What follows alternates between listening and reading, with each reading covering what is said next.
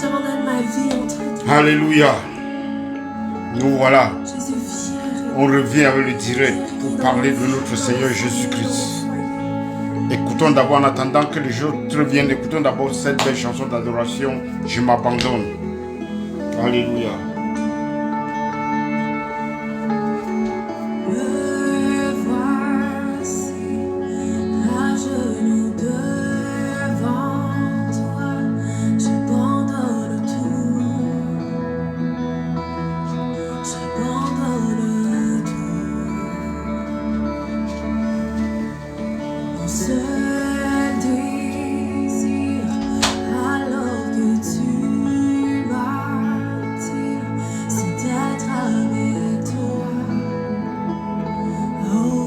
Être avec toi, en intimité avec le Seigneur. Ah oui, abandonne-toi dans cette intimité, dans ces relations intimes avec toi. Parce que Jésus a ouvert le chemin pour adorer le Père. Il t'a rendu juste. Tu as la justice de Dieu. Ça veut dire que tu viens devant ton Père sans sentiment de culpabilité. Et adore ton Père tout simplement, comme un enfant.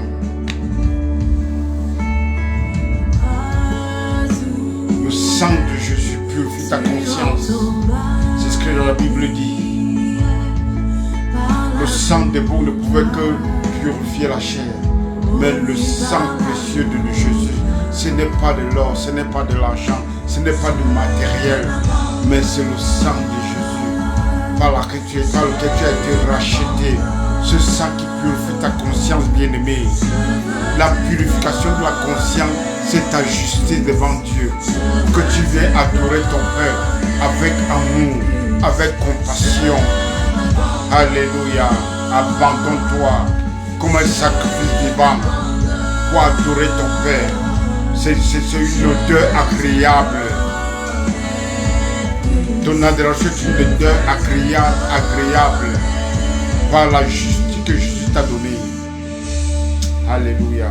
Marie Katoda d'abord. Oui, là où tu es ce matin. Là où tu es. Abandonne tout. Abandonne tout. Donne-lui ta vie, ton cœur.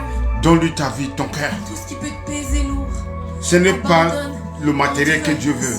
Dieu veut ta vie, il veut ton cœur. Vois comment Dieu va. Que tu t'abandonnes à lui. Vois comment Dieu va guérir. Vois comment Dieu va. C'est ça ce qui plaît à Dieu. L'apôtre Paul dit, donne-toi à Dieu comme un sacrifice vivant. C'est ça le vrai culte. C'est ça la vraie adoration. Ce n'est pas aller à l'église lever les mains et chanter une belle chanson. Mais c'est quand tu te remets à l'Éternel comme un sacrifice vivant. Qui règne. Que le Seigneur règne. Règne toi, Seigneur, dans nos cœurs. Règne dans nos vies, Seigneur Jésus. Oui, tel un ouragan. Réveille. Réveille mon âme. Dieu vient régner. Oui. Marie Kotoshinda Barabo Shanda. Ikatada Rabashando. Makoto Shika. Tel un vent puissant. Souffle. Souffle maintenant. Seigneur, règne-toi. Règne-toi, Seigneur. En moi, en ma soeur, en mon frère, en nous, à ton église. Hey!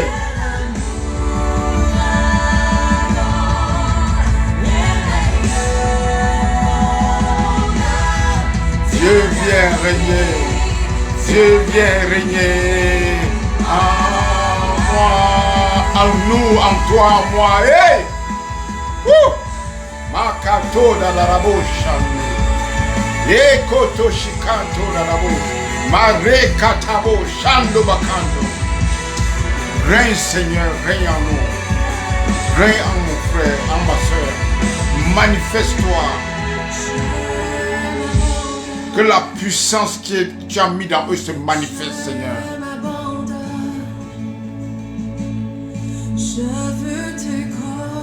Ah oui. Le connaître, c'est le secret. Que les yeux de vos cœurs soient illuminés pour connaître l'espérance de sa gloire. Qu'il nous donne un esprit de sagesse, un esprit de révélation de sa connaissance. C'est une alliance où nous allons connaître Dieu du plus petit au plus grand. Le Seigneur dit dans cette nouvelle alliance, ils me connaîtront tous du plus petit au plus grand. Et on ne peut connaître Dieu qu'à travers Jésus-Christ, parce qu'il est le chemin. C'est lui qui peut nous montrer le Père. C'est lui qui peut parler du Père. Alléluia. Je veux te connaître plus. Ah oui, ah oui, ah oui. Je veux te connaître plus.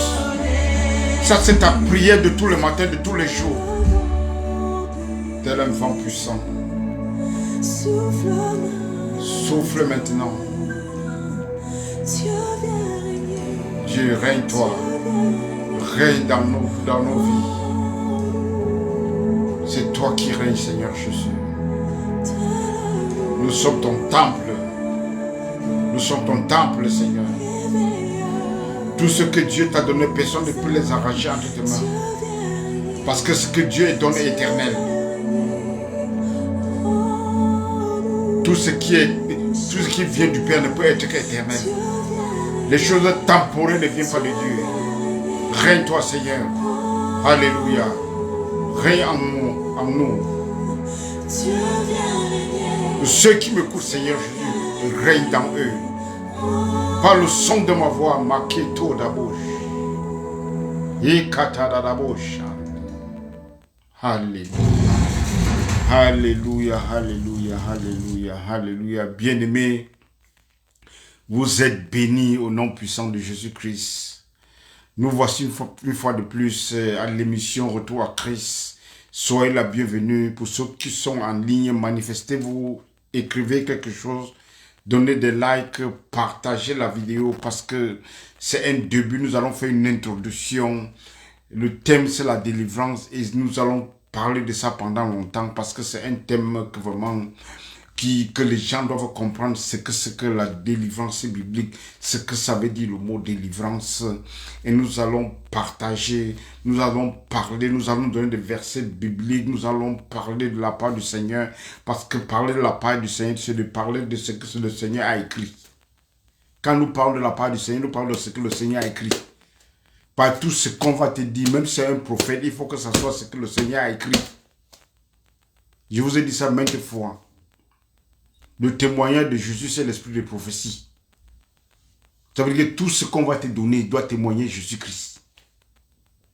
Donc si on parle de quelque chose si quelqu'un fait un rêve ou il a des visions qui part au ciel, il rentre, ce qui doit te parler ne peut concerner que Jésus et ça doit concerner la parole qui a été écrite. On ne doit pas venir te donner une nouvelle révélation qui est en dehors de cette parole écrite. Parce que la parole c'est Christ. Et nous avons la parole de Dieu qui est écrite dans cette Bible. Et je vous dis toujours que la Bible, ce n'est pas la parole de Dieu, mais la Bible contient la parole de Dieu. Parce que la parole de Dieu, c'est une personne. La parole de Dieu, ce n'est pas l'encre et puis les papiers. La parole de Dieu, c'est Jésus-Christ. Sachez toujours que la parole de Dieu, c'est la personne de Christ. Et la Bible contient la parole de Dieu. Et la Bible est inspirée par Dieu. Mais Dieu n'est pas responsable des actes des hommes. Parce que la Bible, chacun peut entrer dans la Bible et prendre du n'importe quoi. Et il prêche sur n'importe quoi en dehors de Jésus-Christ. Il peut prêcher sur tout sans prêcher sur Jésus-Christ. Mais ce que nous allons prêcher, ce qu'on doit vous prêcher, ça concerne Jésus. Ça doit être toujours la parole qui concerne Jésus. Jésus est le centre de tout. Bien-aimés.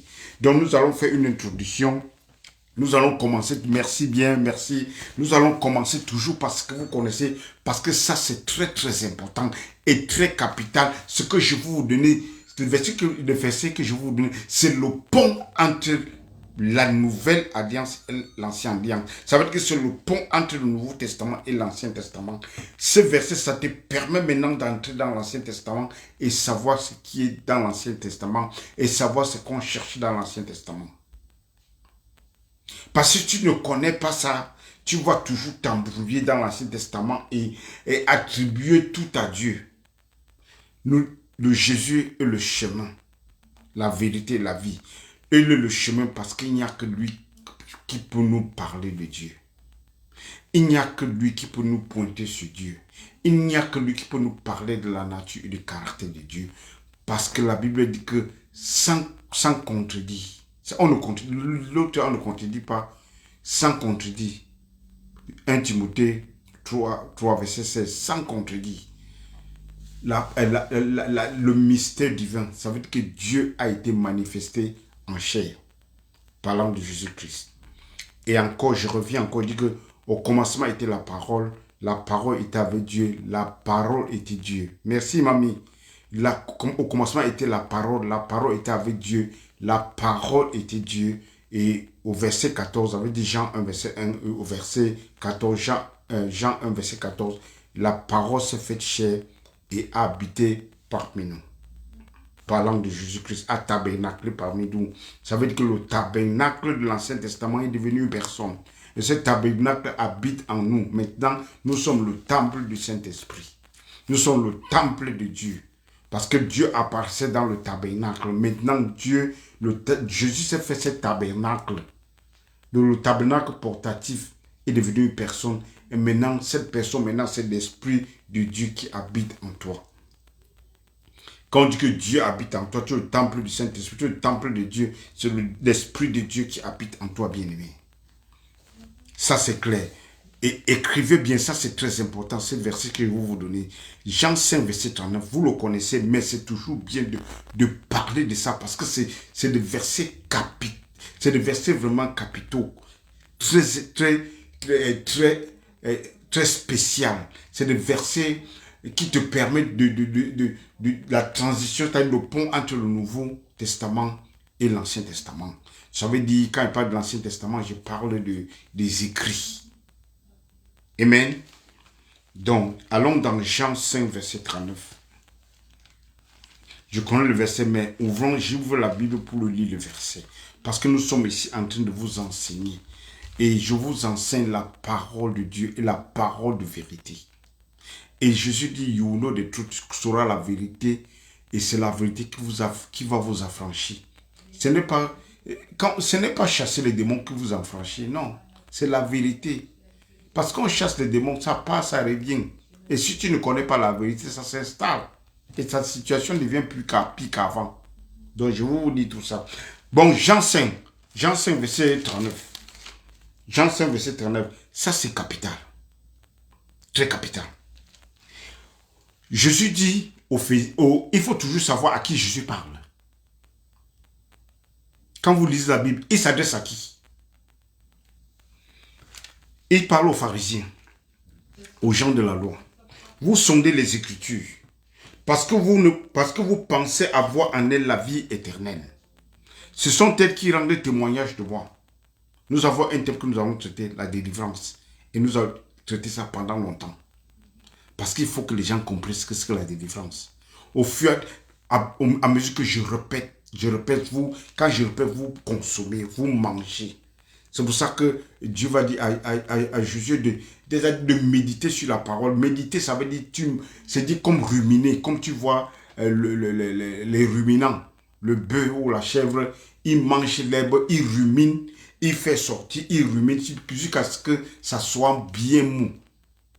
Donc c'est ça que ça veut dire méditer. Donc je vous donne ces paroles pour que vous lisez. Et parce qu'en lisant vous-même, Dieu vous parle. Parce que Dieu nous parle à travers la parole. Dieu nous enseigne à travers la parole. C'est pour ça que Jésus vous dit, attendez, faites attention de ce que vous écoutez.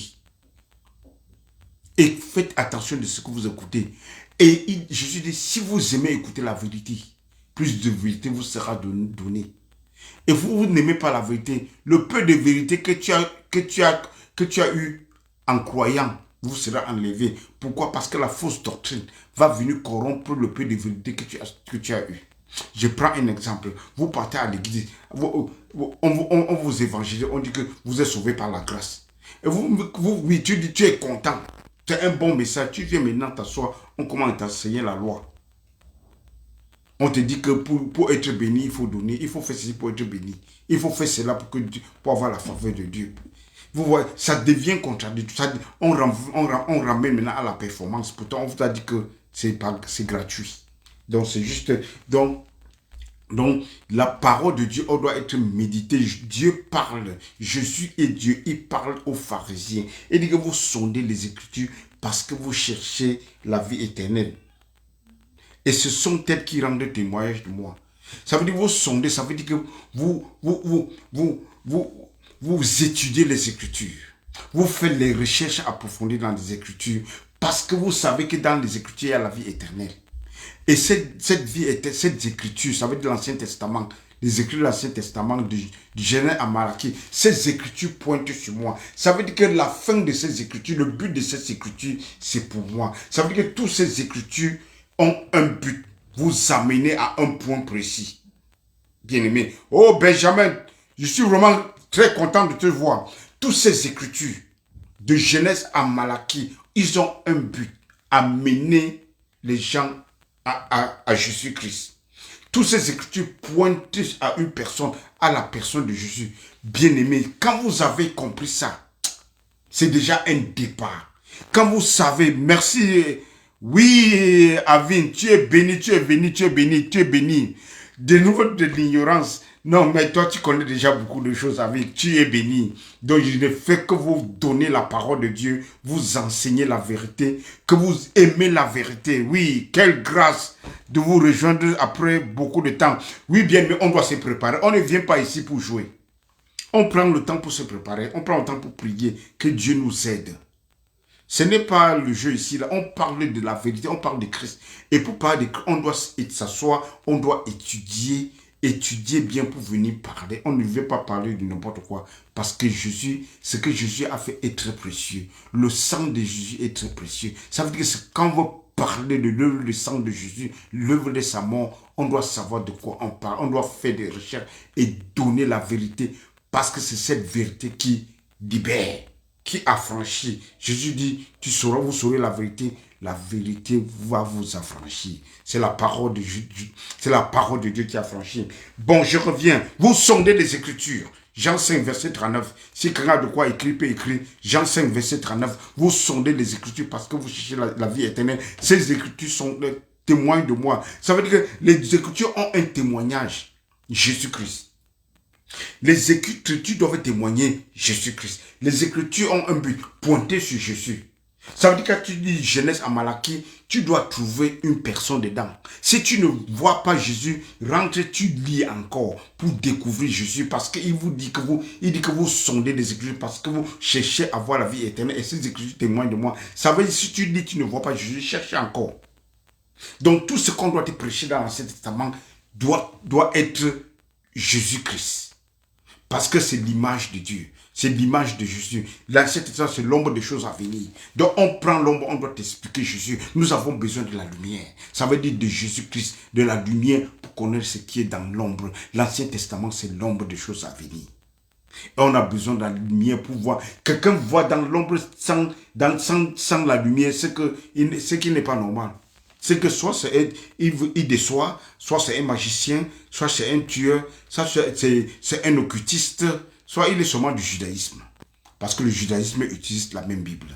Mais la différence avec nous, c'est que quand nous allons dans les Écritures, nous cherchons Jésus. C'est la différence entre toi et un légaliste, entre toi et un occultiste, entre toi et un manipulateur, entre toi et le judaïsme.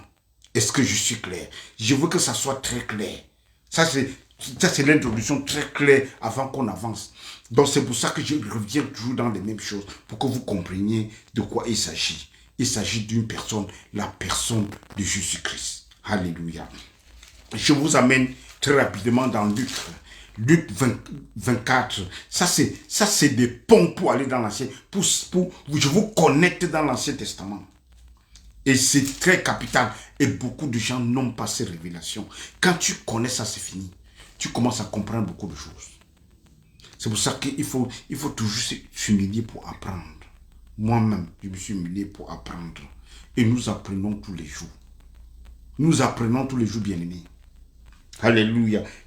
Luc 24, du verset 25 au verset 27.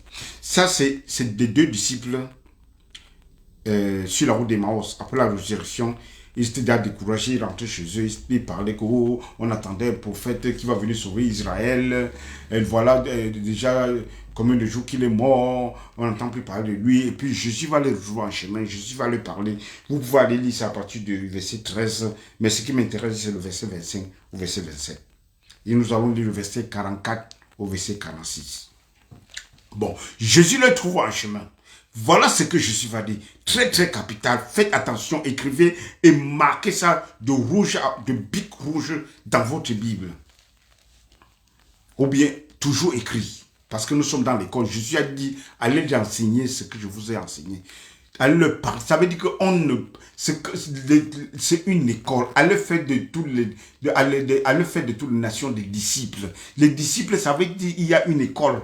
Une école, et c'est l'école de Jésus-Christ. L'école pour connaître Jésus. C'est ça, être un disciple, connaître son maître, le connaître parfaitement. Et c'est pour ça que Jésus est venu nous faire parler de lui-même, du Père, pour que nous connaissions qui est le Père. Soyez parfaits comme votre Père est parfait. Ça veut dire que vous devez connaître votre Père, le caractère de votre Père, et vous devez marcher dans ce caractère-là, très clair. Nous ne marchons pas dans le caractère du monde, dans le caractère de Satan, dans le caractère de la religion, dans d'autres caractères. Non, nous épousons le caractère du Père. Nous habillons avec le caractère du Père. On fonctionne dans ce caractère et dans cette nature parce que c'est Jésus qui révèle Dieu. Et Jésus révèle le Père et il dévoile Satan au même moment. Le Père donne la vie, Satan détruit. Satan vole, Satan tue. C'est comme ça qu'il fonctionne. Depuis le commencement, c'est le Dieu depuis le commencement. C'est le premier meurtre, c'est Satan. Ce n'est pas Satan qui apprend à Dieu à tuer. Imaginez, tout était bien. C'est Satan qui a la première tuerie, le premier meurtre, c'est Satan. Très clair. Ok, let me continue. Ok, Luc 24, verset 25. Alors Jésus leur dit, ô homme sans intelligence. En anglais, ça veut dire, oh foolish. Ça veut dire foolish, bête. Mais tu dis à quelqu'un à l'église aujourd'hui, il va te dire qu'il va commencer à dire qu'il s'est fâché. C'est Jésus qui parle. Oh, homme sans intelligence. Ça veut dire, quand on dit intelligent, ça veut dire que tu ne réfléchis même pas.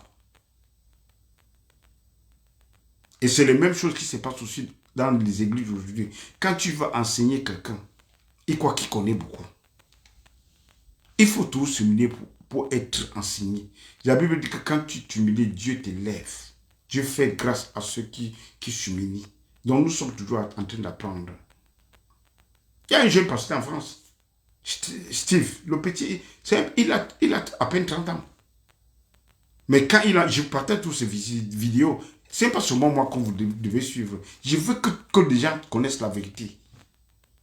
C'est un petit, il est jeune. Dans 10 ans, il va faire beaucoup de choses. C'est pour ça que nous sommes ici en train d'enseigner des jeunes. Pour qu'ils prennent la relève. Quand tu vas comprendre, Dieu a mis les gens sur le banc il y a les gens de réserve. Quand ils vont prendre cette vérité, Dieu va les ouvrir encore plus. Pour prêcher plus que nous. Pour enseigner plus que nous, bien-aimés. Donc, alors Jésus leur dit, ô homme sans intelligence, dont le cœur est lent à croire tout ce qu'ont dit les prophètes. Le cœur est lent à croire tout ce qu'ont dit les prophètes. Qu'est-ce que les prophètes ont dit pour que le cœur soit lent à croire? C'est que les prophètes, quand ils parlent des prophètes, ils parlent des prophètes de l'Ancien Testament. Les Ésaïe, les Jérémie, les Abidas, les Ézéchiel, les Daniel, les Jonas, tout ça. Les Naoum, les Abakou, qu'est-ce qu'ils ont dit? Les Zacharie. Qu'est-ce qu'ils ont dit? Oh homme, sans intelligence et dont le cœur est lent à croire. Ça veut dire que le cœur est dur à croire. N'oubliez pas, Jésus là a dit quelque chose. Que Moïse vous a donné la loi à cause de la dureté de votre cœur. Lent à croire. Moïse a fait ça dur. Et dont le cœur est lent à croire tout ce qu'ont dit les prophètes. Donc les prophètes ont dit quelque chose. Qu'est-ce que les prophètes ont dit? Continuons. Ne fallait-il pas que le Christ souffrit ces choses et qu'il entra dans sa gloire. Bien-aimés, écoutez-moi bien. Donc, ils avaient un message, les souffrances de Christ et la gloire qui s'ensuit. Les souffrances de Christ et la gloire qui s'ensuit. La Bible dit que le mystère de Christ, c'est Christ en toi. L'expérience de la gloire. Donc cette gloire-là, c'est toi et moi. Si vous comprenez ça, si les gens comprennent ça, c'est ce que je vais dire. Oh Seigneur, j'ai prie au nom puissant de Jésus-Christ, que tu illumines les yeux de leur cœur. Que ceux qui m'écoutent, Seigneur, que leur cœur soit illuminé. Que les yeux de leur cœur soient illuminés pour comprendre l'expérience de la gloire. Pour comprendre l'héritage que tu as réservé pour eux. Bien-aimés, Dieu vous a donné un héritage. Et cet héritage, c'est ça. La gloire qui s'ensuit. Cette gloire-là, c'est toi. Cette gloire, c'est moi. Cette gloire, c'est son église. Envoyez les likes. Cette gloire-là, c'est son église. Et partagez surtout. N'oubliez pas, Jésus va prier. Il va dire que Père, je leur ai donné la gloire que tu m'as donnée. Donc Jésus est venu pour un but, donner la gloire que le Père lui a donnée. Et cette gloire-là, c'est son église. C'est toi et moi. N'oubliez pas que nous sommes en train de traiter sur la délivrance. Là où il y a la gloire de Dieu. Imaginez là où les démons n'ont rien à trouver là-bas. Quand la gloire de Dieu entre, tout, ça brise tous les chaînes. Quand la gloire de Dieu entre, ça enlève l'obscurité, les ténèbres. N'oubliez pas, la Bible dit que Jésus est lumière. C'est Jean qui dit ça, Jésus est lumière. Et en lui, il n'y a point de ténèbres. Quand Jésus habite en toi, Jésus et les ténèbres ne peuvent pas cohabiter ensemble. N'oubliez pas que notre alliance est une alliance spirituelle. Quand nous parlons de l'homme intérieur. De l'homme intérieur. Ton esprit, c'est ton homme intérieur. Ton esprit. Quand tu es né de nouveau, c'est ton esprit qui est né de nouveau. Et Dieu habite dans ton esprit. De l'esprit, c'est pour communiquer avec le monde spirituel. Quand tu es né de nouveau, ce n'est pas ton âme qui est née de nouveau. Non, l'âme doit être changée. Parce que c'est ton âme qui est née de nouveau, tu ne dois plus connaître tes parents. Tu ne dois plus reconnaître ce que tu as fait hier. Donc c'est l'esprit qui est né de nouveau. L'âme doit être renouvelée. Et le corps, c'est juste cette maison. Donc le corps ne fait que ce que l'âme et l'esprit lui dit de faire.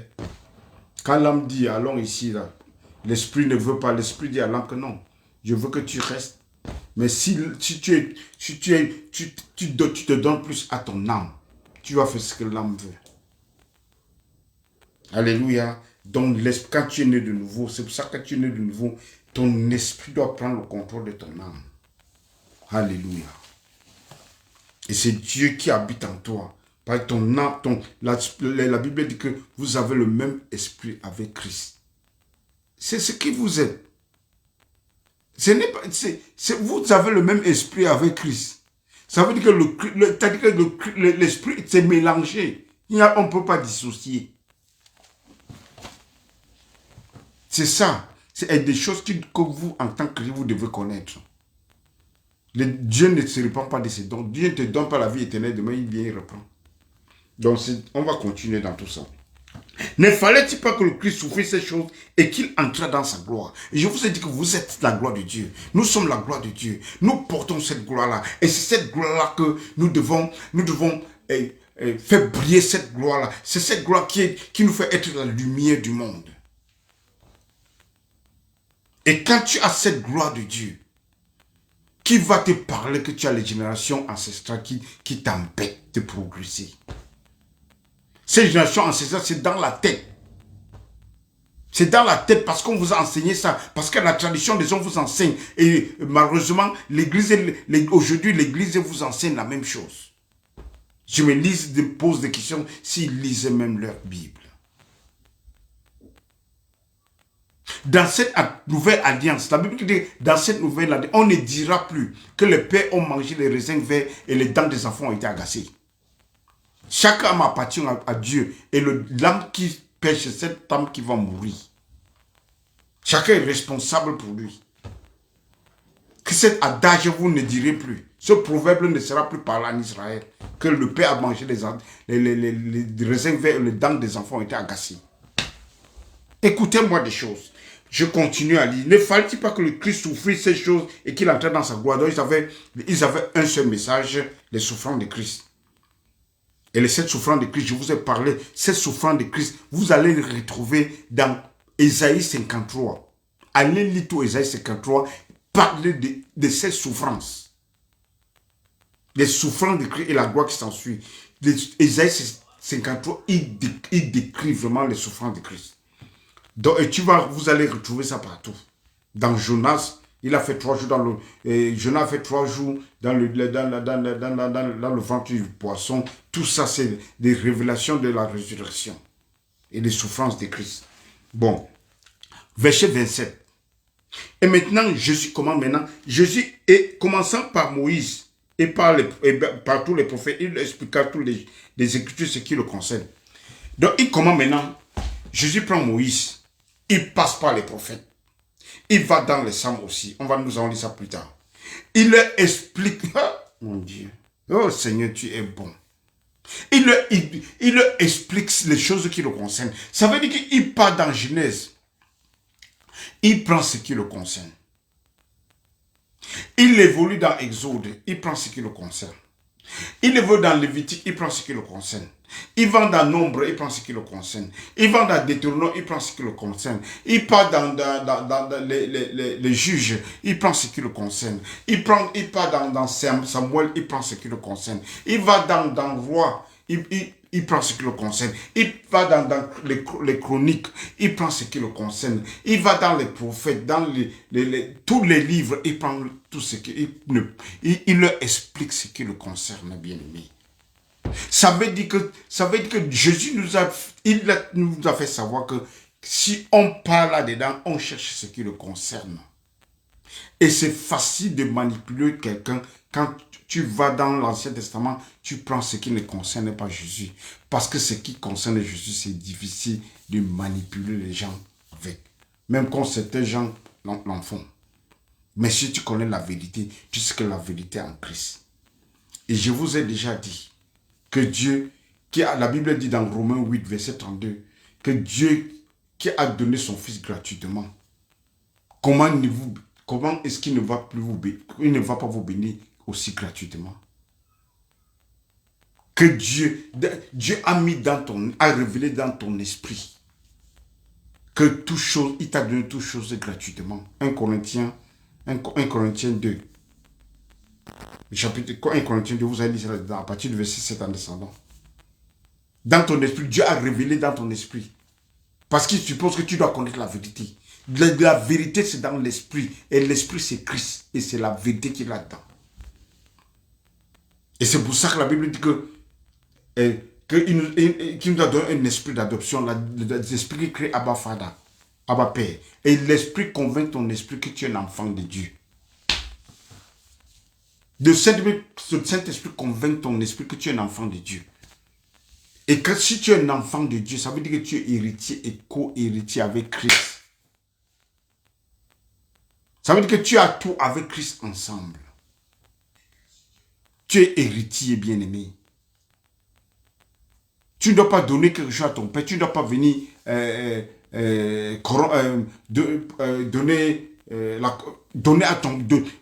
donner l'argent à ton père pour que ton père te bénisse quand même. Même nos parents terrestres.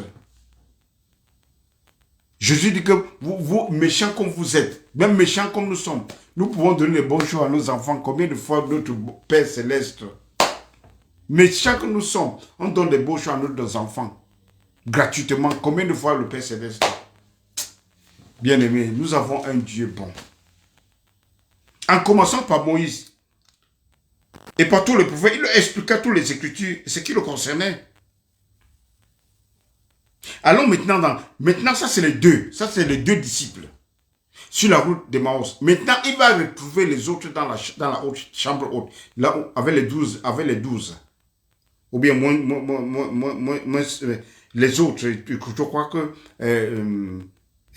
celui-ci, comment on l'appelle encore, Thomas n'était pas ici. je ne me trompe pas. Bon, au verset 44, toujours même Luc 24, verset 44. Puis il leur dit, c'est là ce que je vous disais lorsque j'étais encore avec vous. Donc même étant avec eux, il leur enseignait toujours. Étant avec eux, il leur enseignait. Même si on lit dans la Bible, il leur a parlé des souffrances de Christ. Il a dit à Pierre que je vais aller à Jérusalem. Pierre dit que, God forbid. Pierre l'interdit. Il dit à Pierre, arrête de moi Satan. Parce que c'est Satan qui donne ses idées à Pierre de parler. Arrête de moi Satan. Parce qu'il doit aller souffrir. Parce que ça fait partie de son plan. Il doit aller souffrir entre les mains des païens. Les pharisiens vont le remettre entre les mains des païens. Qui vont le crucifier. Pilate voulait le relâcher. Comme il a souvent l'habitude de faire. On dit que non, crucifie-le. Crucifie-le. Juste parce qu'il se fait passer pour Dieu. On dit que parce qu'il se fait passer pour Dieu. Donc les pharisiens ont compris qu'il est Dieu. Ils ont compris. Parce que quand ils savent que quand il dit qu'il est fils de Dieu, ça veut dire qu'il se fait passer pour Dieu, qu'il est Dieu. Bon, verset 44. Luc 24, verset 44. Puis il leur dit, c'est là ce que je vous disais lorsque j'étais encore avec vous, et qu'il fallait que s'accomplisse tout ce qui est écrit de moi. Que s'accomplisse tout ce qui est écrit de moi dans la loi de Moïse, dans les prophètes et dans les psaumes. Il reprend encore, il ajoute les psaumes ici. Tout ce qui est écrit de moi. Il fallait que ça s'accomplisse, bien aimé. Tout ce écrit de moi, de Genèse à Malachie, doit s'accomplir. Et c'est ça qui s'est accompli. Alors il a ouvert l'esprit afin qu'il comprisse les Écritures. Donc il ne comprenait pas, il a ouvert l'esprit pour qu'il comprisse les Écritures.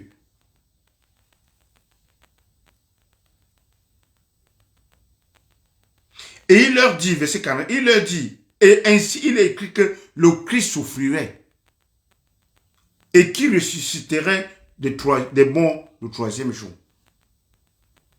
Dont les souffrances, la résurrection et la glorification s'ensuit. Ça, c'est le message à prêcher dans l'église.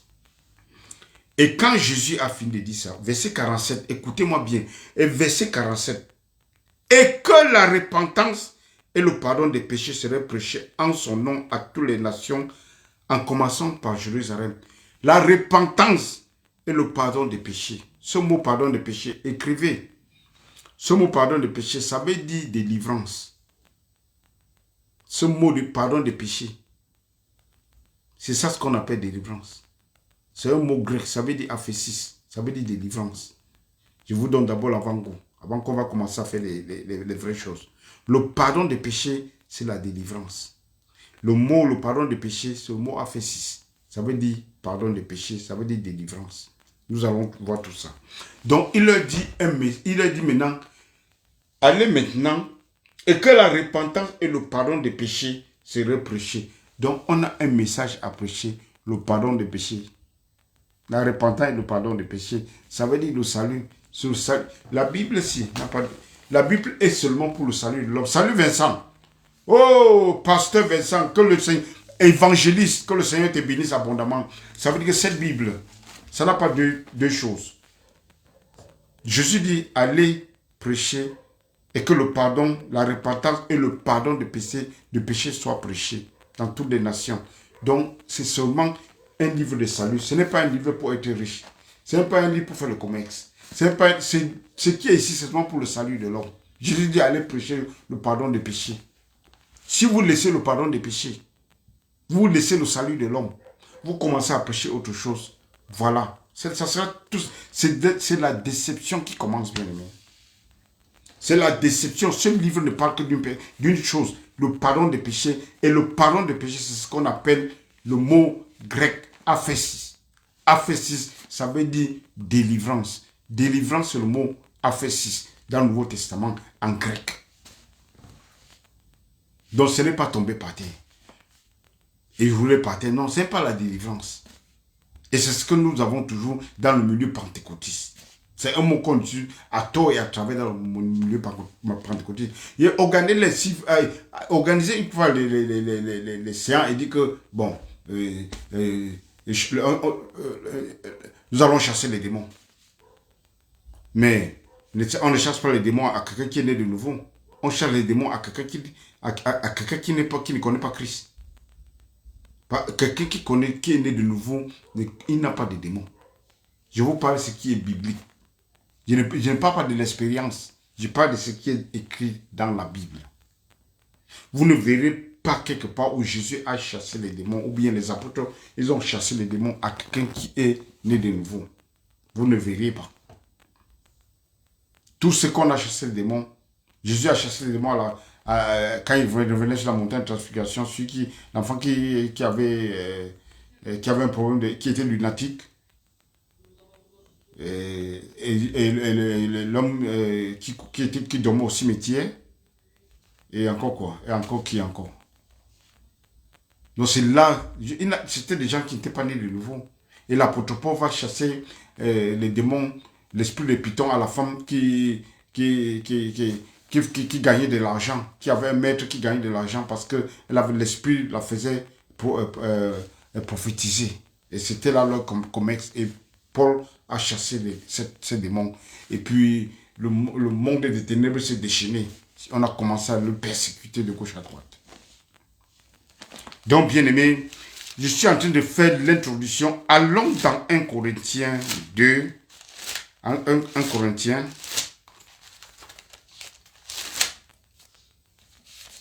1 Corinthiens 15, oui, 1 Corinthiens 15.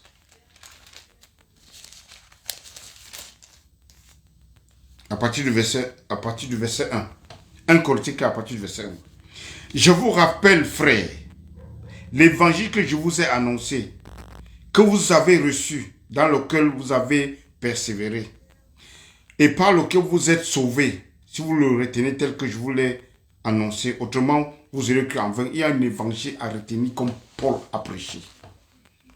Il a prêché la simplicité de Christ. Il a dit qu'on ne vous détourne pas de la simplicité de Christ.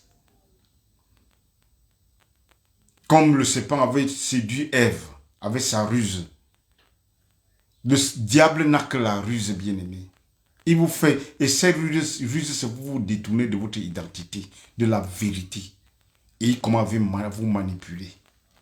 Et l'apôtre Paul va dire qu'à son temps, il va dire qu'on ne vous détourne pas de la simplicité de Christ.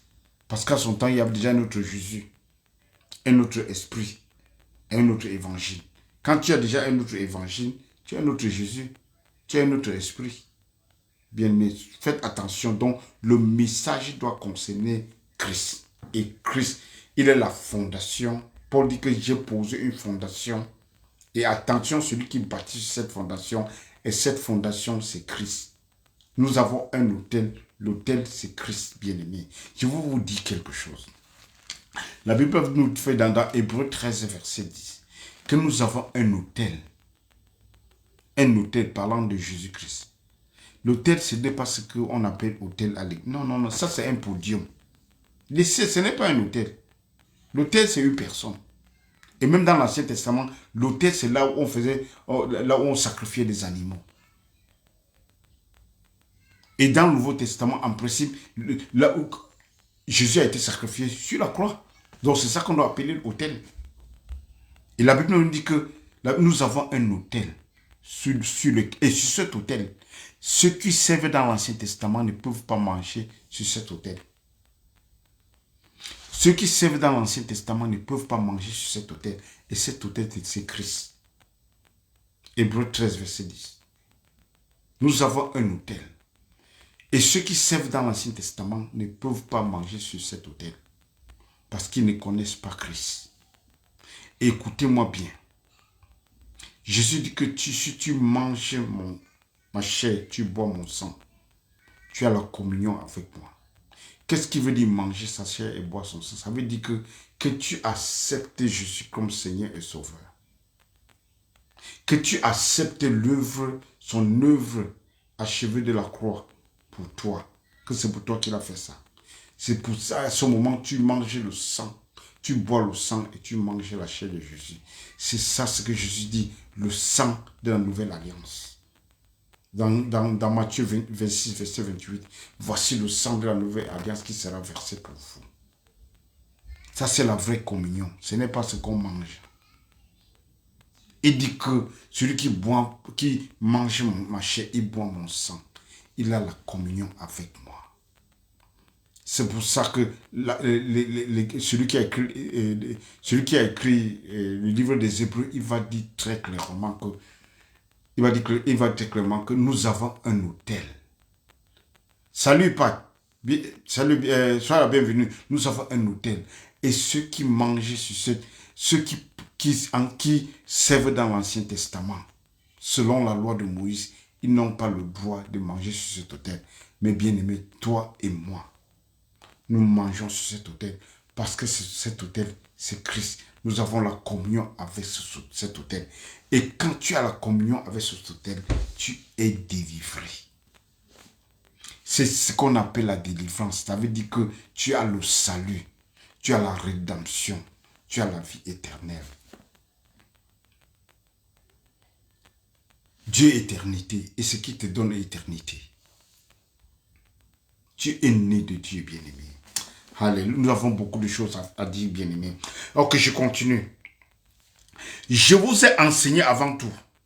Ça, c'est 1 Corinthiens 15, sur verset 3. J'ai lu le verset 1, j'ai lu le verset 2. J'ai lu maintenant le verset 3. Je vous ai enseigné avant tout, comme je l'avais aussi reçu, que Christ est mort pour nos péchés selon les Écritures.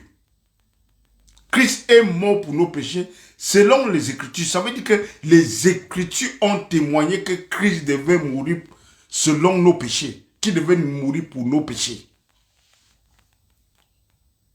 C'est pour ça que les Écritures parlaient de la souffrance de Christ. Ça veut dire que les Écritures parlaient de la mort de Christ. Ça veut dire que les Écritures parlaient comment Christ devait mourir pour nos péchés. Parce que le salaire du péché, c'est la mort.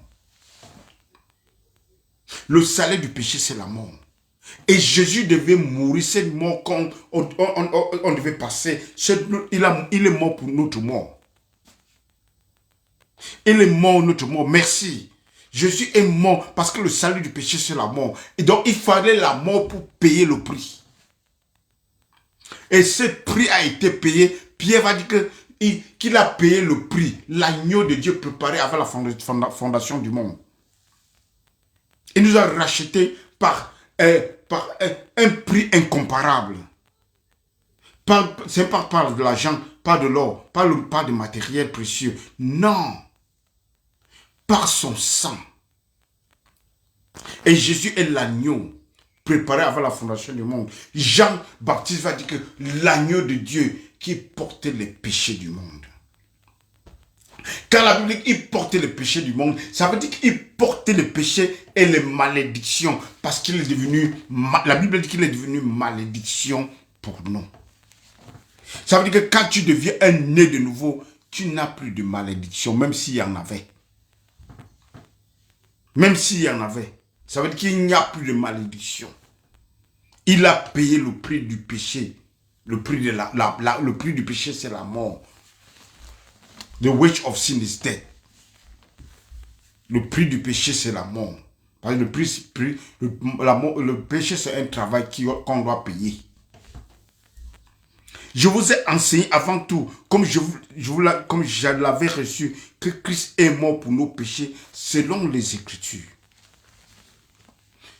Ça veut dire que Jésus a dit que vous sondez les Écritures parce que vous cherchez la vie éternelle. Ces Écritures témoignent de moi. Ça veut dire que ces Écritures témoignent de la mort de Jésus, que Jésus devait mourir pour nos péchés.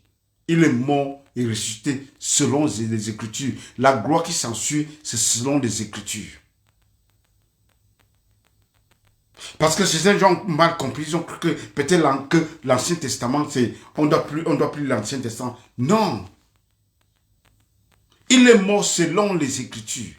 Ça veut dire selon l'Ancien Testament. Ça veut dire l'apôtre Paul n'a que prêché sur l'Ancien Testament. Il n'a que révélé ce qui est dans l'Ancien Testament. C'est pour ça que l'Ancien Testament, c'est l'ombre, le Nouveau Testament, la lumière. L'Ancien Testament, l'Ancien Testament, on appelle ça, on définit ça comme le Nouveau Testament voilé. Voilà. Le Nouveau Testament voilé. Et le Nouveau Testament, c'est l'Ancien Testament maintenant dévoilé, expliqué. L'Ancien Testament, il a versé la lumière et sorti ce qui est de Christ pour maintenant nous expliquer l'héritage qui a été caché dans l'Ancien Testament pour nous les chrétiens. Et tu es béni. Je parlais de la délivrance, Evelyne. Christ est mort pour nous selon les Écritures. Il est ressuscité selon les Écritures. Tu es libéré, tu es délivré selon les Écritures. Tu es assis à la main droite de Dieu selon les Écritures. C'est l'héritage que Jésus nous a donné. Il nous a donné un héritage bien-aimé. La Bible dit que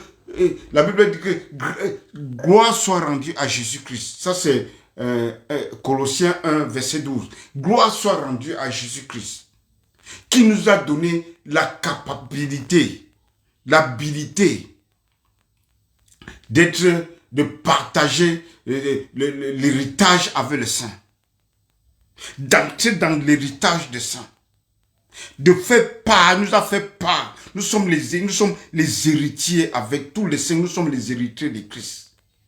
Glory to God, alléluia. Nous avons reçu Christ. Je vous dis, j'ai dit avant pour ceux qui n'étaient pas là que la gloire, la Bible dit que le message, tout le message de l'Ancien Testament, c'est les souffrances et la gloire qui s'ensuit. Et cette gloire qui s'ensuit, c'est toi et moi. Et cette gloire qui s'ensuit, c'est l'église de Christ. Et Jésus dit que, Père, je leur ai donné la gloire que tu m'as donnée. Cette gloire-là, c'est ça, la gloire qui s'ensuit, c'est cette gloire. Ta vie, ta nouvelle naissance, c'est cette gloire. C'est cette gloire bien-aimée. Jésus, pour ce qui est, je vous ai enseigné avant tout, comme je l'avais reçu, que Christ est mort pour nos péchés, selon les Écritures. Il a été enseveli et il est ressuscité le troisième jour, selon les Écritures. Si quelqu'un ne comprend, ça veut dire que les Écritures sont c'est très cap. On ne peut pas enlever les Écritures. Parce que tout est selon les Écritures. Il est mort selon les Écritures. Enseveli, ressuscité selon les Écritures. Donc l'Ancien Testament porte les Écritures. L'Ancien Testament porte le message de l'Évangile. Quand Dieu a rencontré Abraham, Dieu a dit, Abraham a seulement cru. Et Dieu lui a imputé ça à justice. Personne n'a chassé les démons à Abraham. Et je vous rappelle, Abraham, ils adoraient les étoiles, ils adoraient les lunes, toutes sortes d'idoles. Ils avaient toutes sortes d'idoles. C'était un grand païen. Mais on ne verra nulle part que Abraham, on était en train de chasser les démons à Abraham. Et il était riche. Avant que Dieu l'appelle, il était déjà riche. On vous dit, la malédiction, ça vous appelle, tu fais ton commerce, l'argent pas. Tu fais ceci, ça ne marche pas, c'est dans la tête. Comment tu peux faire le commerce que tu ne connais pas calculer l'argent?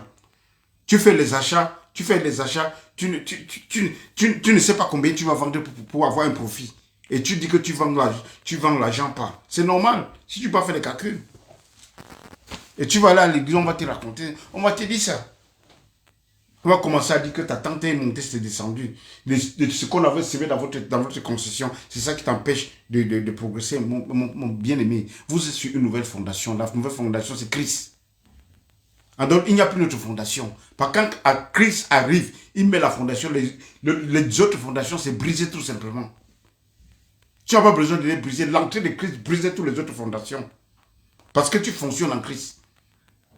Je vous dis toujours, pensez toujours à Christ. Que les grâces soient fixées sur Christ. Vous allez finir par oublier les démons, vous allez finir par oublier les sorciers. Parce que tu sais à qui tu as cru. Tu sais que tes yeux sont fixés sur Christ. Plus tu penses à Christ, moins tu penses aux démons, aux sorciers. Plus tu penses, tu as dit que ta pensée devient remplie de Christ. C'est pour ça que l'apôtre Paul dit que changez votre pensée. Renouvellement de la pensée. C'est ça. Donc, bien aimé, tout ce que tu vois tout ce que Christ a fait dans le Nouveau Testament, c'est selon les Écritures. Il est mort, il a souffert selon les Écritures. Il est mort selon les Écritures. Il est enseveli, ressuscité selon les Écritures. Il a été maudit sur la croix selon les Écritures. La Bible dit qu'il est devenu malédiction pour nous. Quiconque est maudit et quiconque est cloué, est pendu au bois. Parce que chez les Juifs, être cloué au bois, ça c'est la malédiction. Et c'est ce qui a été, ça a été accompli. Il est devenu malédiction. Salut Raïssa, il est devenu malédiction. Tu es la bienvenue Raïssa, depuis le Dubaï, que le Seigneur te bénisse abondamment. C'est ça, bien-aimé. Nous avons un bon message. Nous avons un bon message, Seigneur. Je vais vous dire quelque chose. Quand Dieu regardait Jésus sur la croix, c'est toi que Dieu voyait. Et aujourd'hui, quand Dieu te voit, c'est Jésus que Dieu voit. Tu es béni, Raïssa. Quand Dieu te voit aujourd'hui, c'est Jésus que Dieu voit. Quand Dieu voyait Jésus sur la croix, c'est tous les péchés du monde. C'est toi qui voyais. Toi avec Jésus. L'apôtre Paul va dire que vous qui êtes baptisés, vous êtes baptisés dans la mort. Dans sa mort et sa résurrection. C'est que vous êtes mort avec Christ et vous êtes ressuscité avec Christ. C'est ça, bien-aimé. C'est ça, bien-aimé. C'est ça. Donc vous êtes identifié avec Christ. Vous êtes mort avec Christ, vous êtes ressuscité avec Christ. Quand Dieu te voit, Dieu voit Christ. Parce que tu es identifié. Et la Bible dit que tu as maintenant le manteau de délivrance. Tu as le manteau de Christ. La Bible dit que vous qui êtes baptisés, vous avez enveloppé Christ. Donc Dieu, quand Dieu te voit, Dieu voit Christ, bien-aimé. Qu'on ne vous parle pas de n'importe quoi. Restez dans les enseignements de Christ. On n'a pas deux messages. On a un message, le message du salut. Jésus dit, allez prêcher la repentance. Allez prêcher le pardon des péchés. Le pardon des péchés, c'est ça la délivrance. Nous allons parler de ça, bien-aimé. Nous avons un chemin. On n'est pas pressé. On veut vous enseigner pour que vous connaissiez la vérité. Parce que l'Église a été pendant des décennies malmenée. Malmenée. Avec des faussetés. Je peux comprendre beaucoup de gens parce que quand on te prêche Christ, le simple Christ, pour toi c'est trop simple. C'est pour ça que les gens, tu sais que l'homme n'aime pas ce qui est facile. Il veut ce qui est compliqué. Et on vous apporte ce qui... Et là, il y a les gens qui vont vous apporter ce qui est compliqué. Dieu dit que je te donne gratuit. Mais, vous voulez payer. On veut vous dire qu'il faut payer. C'est gratuit. Nous donnons parce que nous sommes tellement contents de ce que Dieu a fait pour nous. Dieu aime celui qui donne avec joie. Et nous donnons parce que nous avons la joie du salut. David dit que je vais chanter une chanson nouvelle à l'Éternel. Quelle chanson? La joie, la chanson du salut. Ça, la joie du salut. Quand tu connais ce que Jésus a fait pour toi, on n'a pas besoin que... Tu donnes avec joie. Et tu donnes plus que l'Ancien Testament parce que... Sorry. Écoutez bien. Si les gens de l'Ancien Testament, avec le sang des animaux, ils donnent 10%. Toi, en tant que né de nouveau, mais on n'a pas besoin de te parler. Toi, tu sens comment la joie déborde. La joie déborde. Tu ne calcules plus ta poche. Parce que tu sais ce que Jésus a fait pour toi. Tu deviens la générosité, oui c'est ça. La générosité est supérieure à la loi. Parce que Dieu lui-même, il est généreux. Dieu a donné avant qu'on ne prie. Il a donné avant qu'on ne demande. Il a tant aimé l'homme. On était encore pécheurs. Christ est mort pour nous. On était encore pécheurs. On ne connaissait même pas Dieu. Il est mort pour nous. On était ennemis de Dieu. Dieu il ne nous a pas tués. Parce qu'il sait que Dieu a la patience. Il sait qu'un jour tu vas te repentir. Un jour je veux me repentir. Pour porter la bonne nouvelle. Parce que la patience de Dieu. Dieu est patient avec toi. Parce qu'un jour tu veux. Il est patient pour que tu te repentes.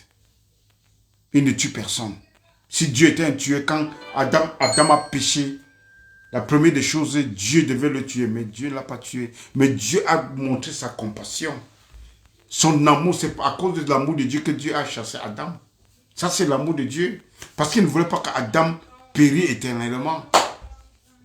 C'est pour ça qu'il a chassé Adam pour qu'il ne mange pas le fruit de vie. Et périt éternellement, il vit éternellement dans la perdition. Donc, bien-aimés, que le Seigneur vous bénisse. Nous allons continuer par la grâce de Dieu. Jeudi, soyez bénis. Dieu est bon. Nous sommes la parole de Dieu, c'est notre parole de délivrance. Jésus, la parole de Dieu, c'est la parole de Dieu qui t'a franchi tout simplement. Quand le Fils de l'homme quand Jésus t'a franchi, le Fils de Dieu t'a franchi, tu es vraiment affranchi. C'est ça là, c'est ça. Remain blessed. As well. Thank you very much. Que le Seigneur vous bénisse abondamment. On se voit jeudi par la grâce de Dieu. C'est juste l'introduction. Nous allons lancer jeudi avec la délivrance. Nous allons voir ce que la Bible dit dans l'Ancien Testament concernant la délivrance. Et nous allons dans le Nouveau Testament. Nous allons parler de la rédemption et beaucoup d'autres choses. Nous allons parler de Sion, la cité de David. Il y a tellement de choses à parler. God bless you abondamment.